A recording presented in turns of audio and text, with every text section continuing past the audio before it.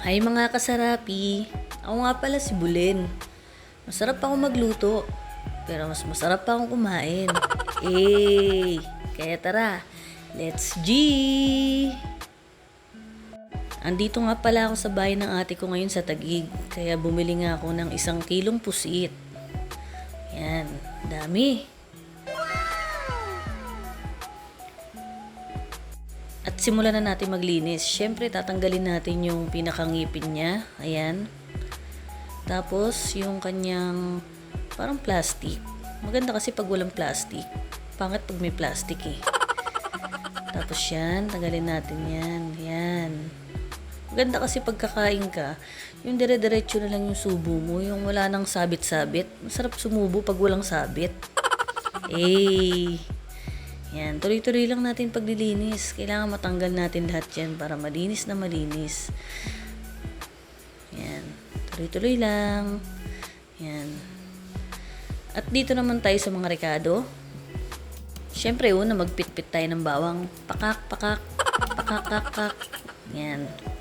At sa paghihiwa naman, matik na, alam nyo na, ang kamay ni Bulen. Tak-tak-tak-tak-tak-tak-tak, tak-tak-tak-tak-tak-tak, tak-tak-tak-tak-tak-tak, tak-tak-tak-tak-tak-tak. O, diba? Durog na durog. Ganyan ang kamay ni Bulen, malupet, tunes. Yan. Hiwa-hiwain din natin yung luya. Yan. Ganyan lang, malalaki, para hindi natin makakain. Diba? Perfect na yan, hindi ko na binalatan. At dito naman tayo sa sibuyas, ha? Takatak-tak-tak-tak-tak, takatak-tak-tak-tak-tak-tak, takatak-tak-tak-tak-tak-tak, takatak-tak-tak-tak-tak-tak, takatak-tak-tak-tak-tak-tak. At syempre, sa adobong pusit, hindi pwede mawawala ang kamatis. Yan. Sa paghiwa ko naman ng kamatis, nilagay ko kaagad to sa mangkok. Para yung katas niya, diretso sa mangkok. Kasi pag doon tayo sa may sangkalan, may ipon lang sa sangkalan yung katas ng kamatis, sayang. Yan yung nagpapasarap sa ating adobong pusit. Tanggal lansa, tapos yun nga, basta mas masarap. Yan, di ba? Ang perfect. Lahat shoot dun sa may mangkok. Ganyan ako maghiwa, di ba? Lupit talaga ng kamay ni Bulen. May sariling utak yan. Ganyan kalupit ang kamay ni Bulen. Ang kamay ni Bulen ay sobrang lupit. At sisimulan na natin ang paggisa. Simulan natin sa paglalagay ng mantika. At syempre, unang-una bawang. Yan. Next, yung luya.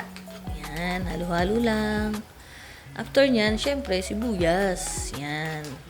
Yan, halo-haluin natin hanggang sa mga amoy na yung mga rekado. Pat ganyan na, ilagay na natin yung kamatis.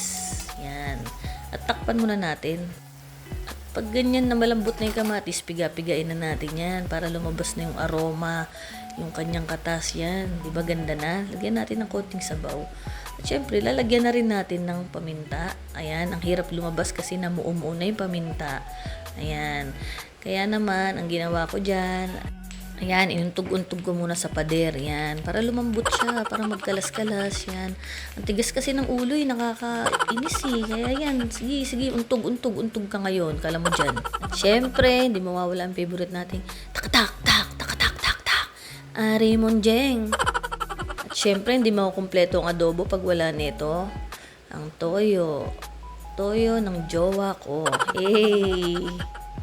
Tapos syempre, kailangan din ng suka, pang balance, at pang tanggal lansa na rin yan. At after nyan, syempre, yung favorite nating siling green. Yan.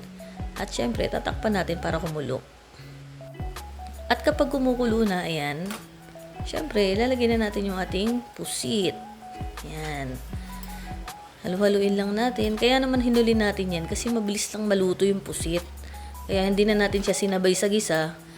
Kagaya ginawa natin na pinakuluan na natin yung sabaw, saka natin siya nilagay. At konting sabaw lang din nilagay natin kasi magtutubig pa yan. Tingnan nyo, takpan natin ulit. O, ayan na, diba? Nakita nyo, nagtubig na, diba? Dumami yung sabaw niya. At sakto na rin yan sa amin kasi yung sabaw niyan, inuulam din namin yan. Yan, nagsiliitan sila. Ganyan talaga ang pusit. Pero napakasarap niyan. Amoy pa lang. Ulam na. At ang kinaganda pa, dahil hindi natin siya sinama sa pagisa, sobrang lambot niyan. Hindi yan makunat, promise. Kaya tara mga kasarapi, kain na tayo. Let's G!